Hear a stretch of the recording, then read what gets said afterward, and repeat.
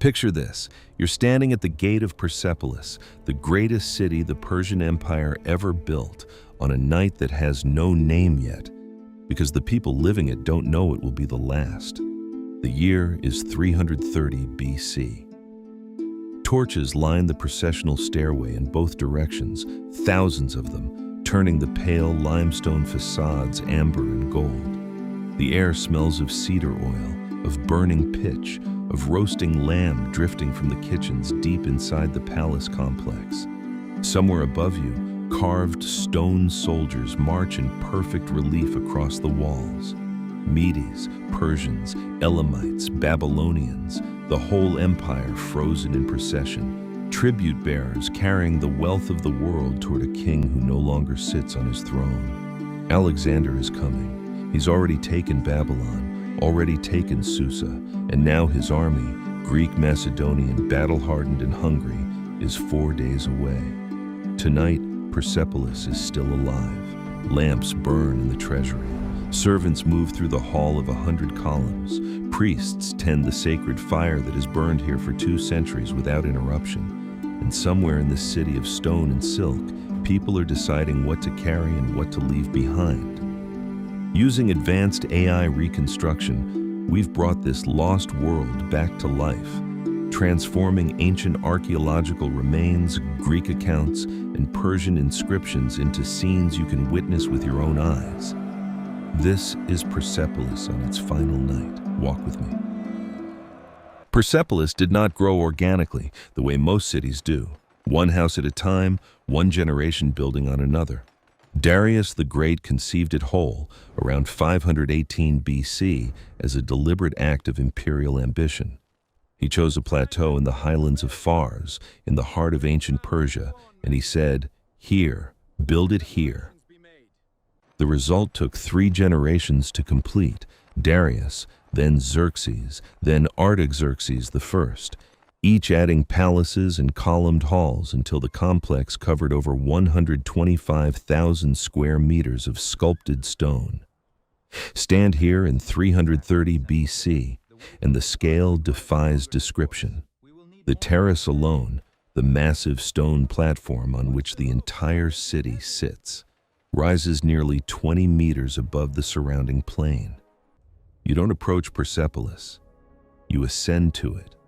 The Apodana, the great audience hall where kings receive tribute from across the empire, supports its cedar roof on 36 columns, each 20 meters tall. 72 columns originally, a forest of stone, a hall that could swallow entire buildings whole. This was not merely a palace, it was a statement. Every king who built here was telling the world the same thing: the Persian Empire does not end. It accumulates, it absorbs, it endures, and for nearly 200 years it did. Persepolis was not a permanent city in the modern sense. No merchants lived here permanently, no market streets, no ordinary neighborhoods of crowded houses and children playing in the dust. This was a ceremonial capital, a city that came alive during Nowruz, the Persian New Year, when delegations from every corner of the empire arrived to present tribute to the king. For weeks, the plateau would be crowded with thousands of people. Lydians carrying golden cups, Indians leading tribute elephants, Nubians with ivory and ebony, Armenians driving horses through the dust, Bactrians in their distinctive draped robes, moving slowly up the great stairway under the weight of what they carried. The noise alone must have been extraordinary. Walk the Apodana staircase today, even in ruins, and you can still trace their faces in stone. The relief carvings are almost 3-dimensional in places, the detail extraordinary.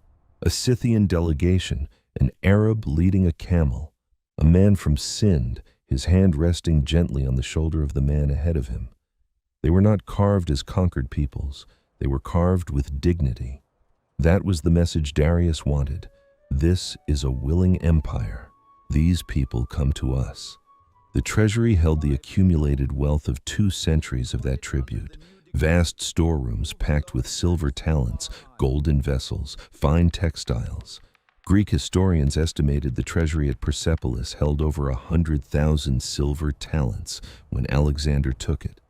a number so large it required 20,000 mules and 5,000 camels to carry away.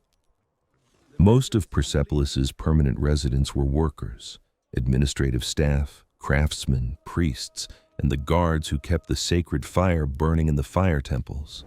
Tablets found in the ruins record the daily rations paid to workers, quantities of grain, wine, beer, fruit.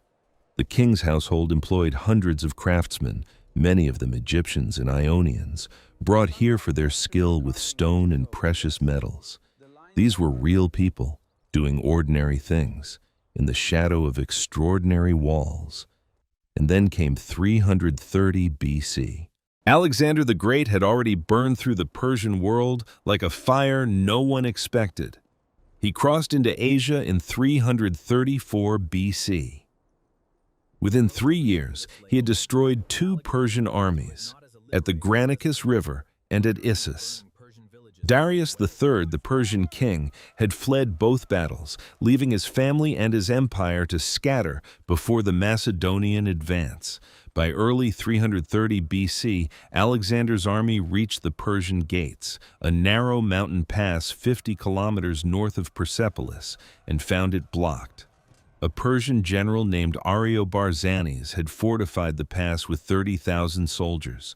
Alexander attacked directly. He was repulsed. His men fell into the Persian traps, into the cold mountain winter, and died. He tried again. This time, he found a mountain path, led, according to some accounts, by a local shepherd, that looped behind the Persian position. In a night march through ice and snow, Alexander's forces surrounded Ariobarzanes from both directions. The Persians were annihilated. The road to Persepolis lay open, and Alexander walked through it not as a liberator, but as a conqueror, plundering and burning Persian villages along the way. When he finally arrived at the gates of Persepolis, Greek prisoners held inside the city, some mutilated by Persian punishments, hands and feet cut off, came out to meet him. Alexander reportedly wept. Whether from genuine grief or calculated theater, no one can say. What's certain is what happened next. Alexander entered Persepolis in January of 330 BC and held it for several months. His soldiers looted the treasury. The accumulated wealth of 2 centuries of Persian tribute was systematically carried away. Then, sometime around midsummer, the accounts are vivid but disagree on the details, Persepolis burned. The Greek historian Diodorus Siculus describes a banquet, wine, music. A woman named Thais, an Athenian courtesan, reportedly rose and made a speech. She said, "The greatest act of revenge would be to burn the palace that had launched the invasion of Greece, the palace of Xerxes, who had burned Athens a century and a half earlier." The crowd cheered.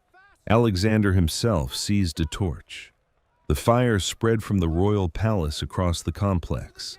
Cedar beams that had stood for 200 years collapsed into ash. The painted columns cracked in the heat. Sculptures that had survived earthquakes and Persian winters were split by the sudden temperature. Workers and priests and administrators who hadn't already fled ran now, carrying what they could. The sacred fire, burning continuously since the city's founding, went out. By morning, the greatest ceremonial capital in the ancient world was a ruin. Whether the fire was a drunken accident, a political statement, or a calculated act of vengeance is debated by historians to this day. Alexander himself reportedly regretted it the next morning. Walking through the smoldering wreckage, he said to have ordered his soldiers to help extinguish what remained. But some accounts call that story later invention, designed to soften his image. What isn't debated is the result. Persepolis never recovered. Today, if you visit the site of Persepolis in the Fars province of modern Iran, what you see is still extraordinary, even in destruction. The stone columns still rise above the plain. The relief carvings still trace the procession of tribute bearers along the Apodonis staircase, untouched by the fire that destroyed the wooden structures above them. The gate of all nations still stands, its enormous carved bulls facing the horizon as they have for 2,500 years. Archaeologists excavating the site throughout the 20th century found exactly what you would expect from a city abandoned in sudden catastrophe. A layer of ash and charcoal across the palace complex, collapsed column drums, fragments of inscribed tablets, many of them from the treasury, detailing payments to workers who never came back to collect. And in the corners of rooms, the small objects people left behind when they fled, stone weights, seal impressions, administrative records from a bureaucracy that simply stopped. The Persepolis fortification tablets, discovered in 1933, are among the most remarkable finds in Persian archaeology.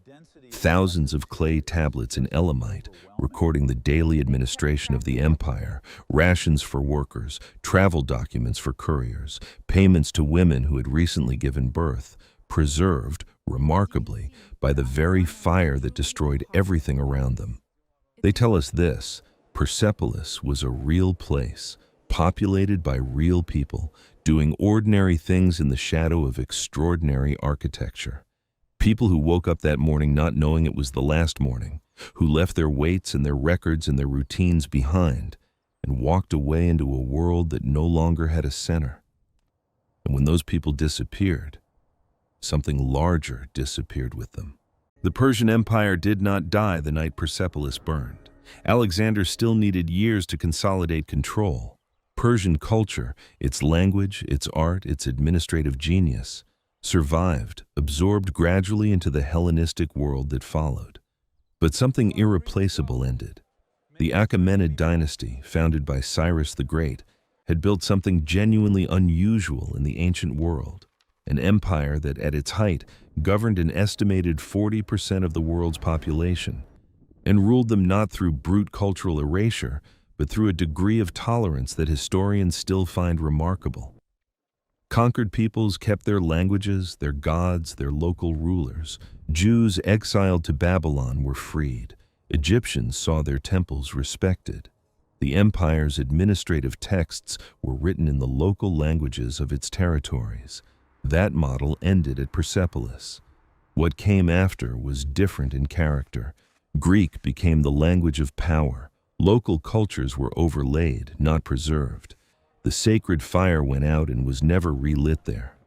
The relief carvings on the Apadana staircase, those dignified processions of the world's peoples moving together in peace, were left to the desert wind and 2,000 years of silence. Stand at Persepolis today as the sun drops behind the Zagros Mountains. The stone is warm beneath your hand, the same warmth it has held since Darius cut it.